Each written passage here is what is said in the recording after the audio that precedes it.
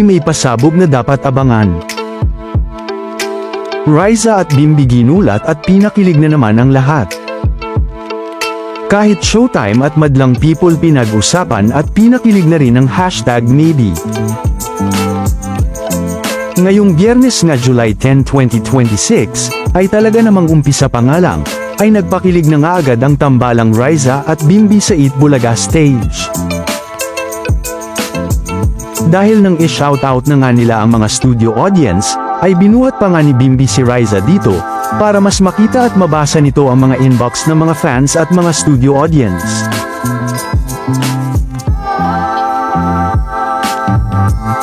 Kaya naman makikita nga ang mga kinilig na reaksyon dito ng lahat.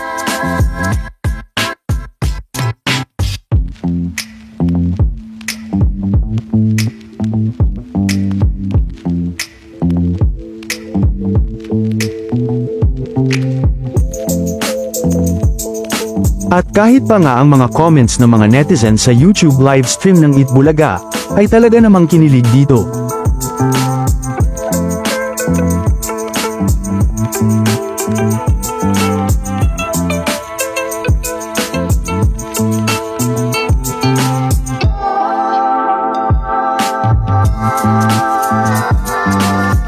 Marami pang ang mga nagulat, nang bumisita naman nga sa segment na Sugod Bahay si Marvin Agustin, para naman sa Umami Burst season ng mix episode ng Sugod Bahay.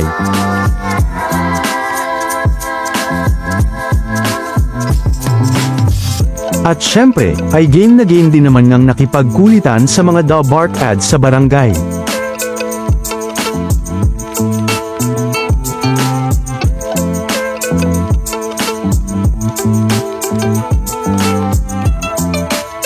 Samantala, talaga namang sunod-sunod nga ang mga natatanggap na mga blessings ng tambalang Riza at Bimbi, na sa ngayon nga, ay kinikilala na nga si Riza May bilang isang online sensation, at patuloy na dinodominahan ang mundo ng showbiz.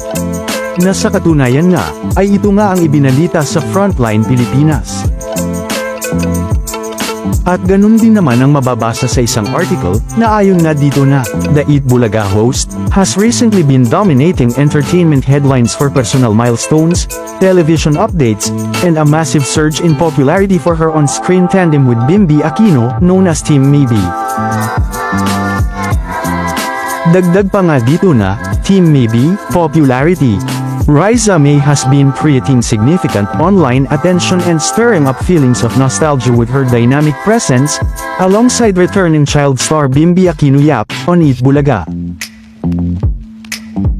Napaniguradong simula pa nga lang ito sa mga dapat nating abangan, dahil ngayon nga, ay si Bimbi ay nagkaroon na nga agad ng solo endorsement, pagkatapos ng ilang linggo na ring pag-host sa Eat Bulaga.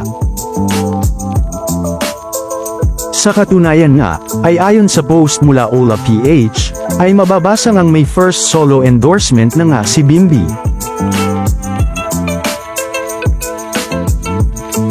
At ganun na nga mismo sa post ni Bimbi sa kanyang Facebook page.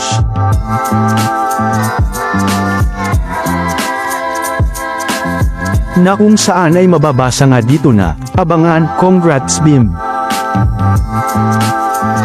Mababasa din dito ang mga salitang, the first of many, congrats on your first solo endorsement shoot Bim.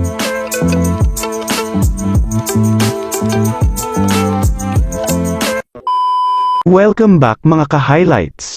Bago tayo magpatuloy ay maaaring mag-subscribe at i-click ang notification bell para updated kayo sa mga susunod pang videos, at paki-like na rin ang video, share at mag-comment na rin. Maraming salamat po.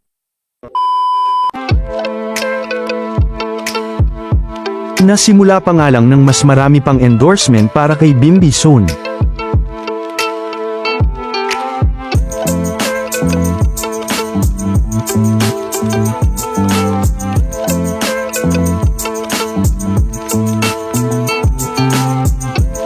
Na mababasa pa nga ang mga naging reaksyon dito ng mga fans at mga netizens.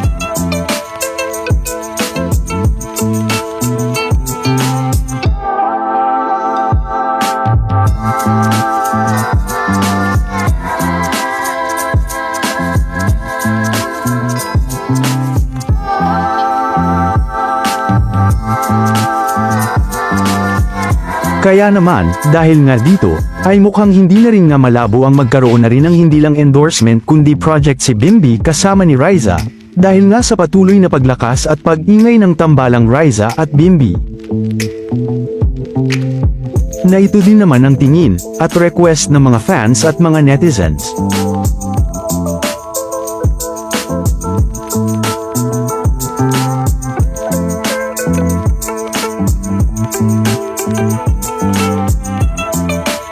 Hindi nga lang yan, dahil mukhang kahit nga ang mga madlang people at ang Showtime ay nararamdaman na rin ang kilig at lakas ng tambalang Riza at Bimby, na gaya nga ng una na nating napag-usapan.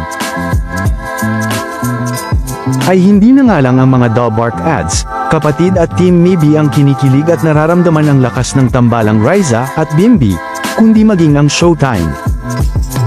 Sa katunayan, ay ito na nga ang mababasa sa ilang article mula Balita at Bandera. Sa katunayan pa nga dyan, ay kahit nasa YouTube livestream ng Showtime, ay may mababasa na rin nga patungkol sa tambalang Riza at Bimby sa Itbulaga.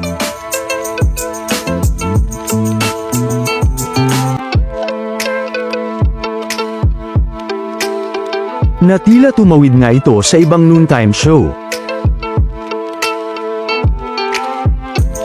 O tila tumawid nga ang kilig ng tambalang Riza at Bimby, kahit sa Showtime.